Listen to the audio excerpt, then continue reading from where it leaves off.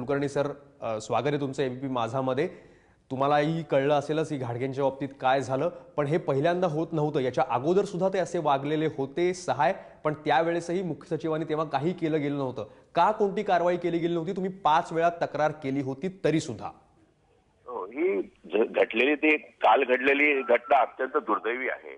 पण मागच्या वर्षी मी जेव्हा अतिरिक्त मुख्य सचिव होतो सार्वजनिक बांधकाम विभागात, तेव्हा बरोबर आहे आपलं 5-6 वेळा मी तक्रारी केल्या होत्या.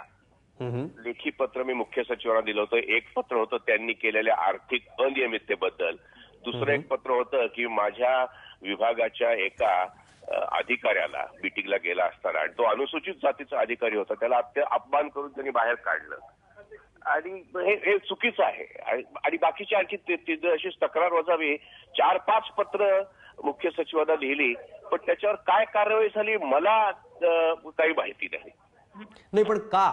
आता तुम्ही इतके वर्ष कार्यालयात मंत्रालयात काम केलंय कुलकर्णी सर, का कारवाई झाली नाही? तुम्ही असंही म्हटलं होतं तुमच्या एका तक्रारीमध्ये की काही विशिष्ट वर्गातल्याच लोकांना ते अपमानास्पद वागणूक देतात. मंत्रालयामधलं किंवा अधिकारी वर्गातल्या ज्या लॉबीज असतात वेगळ्या वेगळ्या, काय ते प्रांताच्या आणि कोणाच्या भाषिकांच्या, या काही नवीन नाही, ते सगळ्यांना माहिती आहे. असं काही लॉबी होती, त्याच्यामुळे त्यांना पाठीशी घातलं जात होतं, अशा प्रकारे ते वारंवार वागत होते तरी सुद्धा? तसं मी म्हणणार नाही. मी सांगितल्याप्रमाणे 5-6 ज्या तक्रारी केल्या त्या 3-4 होत्या त्या प्रोसिजरच्या त्यांनी चुकीचं अनियमितता केला होता ते होतं. एक माझ्या दृष्टीने जी गंभीर होती, त्यांनी जी आर्थिक अनियमितता केली होती त्याचा मी पुरावा दिला होता, प्रमाण दिलं होतं, त्याच्यावर काही झालं नाही. आणि पुरावा देऊनही काही झालं नाही. अपमानास्पद वागणूक. आणि मी मुद्दाम त्याच्यात नमूद केलं होतं की बाबा अधिकारी होता, शिवाय तो अनुसूचित जातीचा होता. पण आता आपण जसं वाटतं की असा प्रांतवाद वगैरे, त्याच्याबद्दल माझ्याकडे पुरावा नाही. आणि असं का घडलं? मुख्य सचिवांवर तुम्ही जेव्हा त्यावेळेस मुख्य सचिवांवर तक्रार केली होती कुलकर्णी सर, कोण होते त्यावेळेस?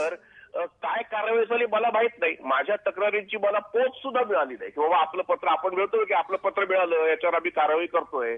त्यावेळेस मुख्य सचिव कोण होते ज्यांना तुम्ही लिहिलं होतं? मला काहीही माहिती नाही. आता त्याच्यावर त्यांनी काय कारवाई केली, चौकशी सुरू झाली का काय, हे जोपर्यंत कळत नाही तोपर्यंत मी असं म्हणणं किंवा कुणावर असा आरोप करणं की कारवाई झाली नाही, हे योग्य होणार नाही. हरकत नाही, तुम्ही तसा आरोप करू नका.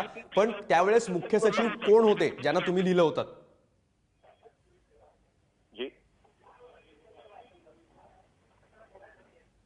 कुलकर्णी सर, तुम्ही ज्यांना तक्रार केली होती पुराव्यांसहित सहाय यांच्या विरुद्ध, ते मुख्य सचिव कोण होते? सध्याचे मुख्य सचिव श्री स्वाधीन क्षत्रिय. स्वाधीन क्षत्रियच होते? अच्छा. मागच्या वर्षी 1 जानेवारीला मी सार्वजनिक बांधकाम विभागात रुजू झालो, मागच्या वर्षी 2015. आणि या वर्षी 31 जानेवारीला मी निवृत्त झालो, सेवानिवृत्त झालो. ही सगळी घटना 2015ची आहे. म्हणजे आता एक्झॅक्ट महिने आठवत नाही, पण ओव्हर 4 वर्ष, 4-5 महिन्याच्या 6 महिन्याच्या कालांतरामध्ये ह्या 4-5 तक्रारी मी केल्या होत्या.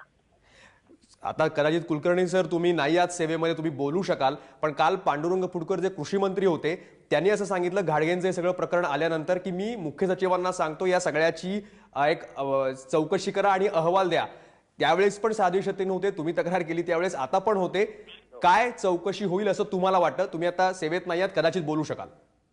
त्याच्याबद्दल मी सेवेत जरी नसलो असलो तरी सेवेत असताना सुद्धा मी अधिकाऱ्यांविरुद्ध आणि राजकारणी पुढाऱ्यांविरुद्ध सुद्धा बोललो आहे. पण याची सजग आणि गंभीर चौकशी यांनी केली पाहिजे. याच्यात मला वाटतं याच्यात मुख्यमंत्री महोदयांनी लक्ष घातलं पाहिजे. अपेक्षा व्यक्त करूयात की ते तरी आता याच्यामध्ये लक्ष आपलं घालतील. धन्यवाद आनंद कुलकर्णी, तुम्ही बोललात त्यांच्याबद्दल.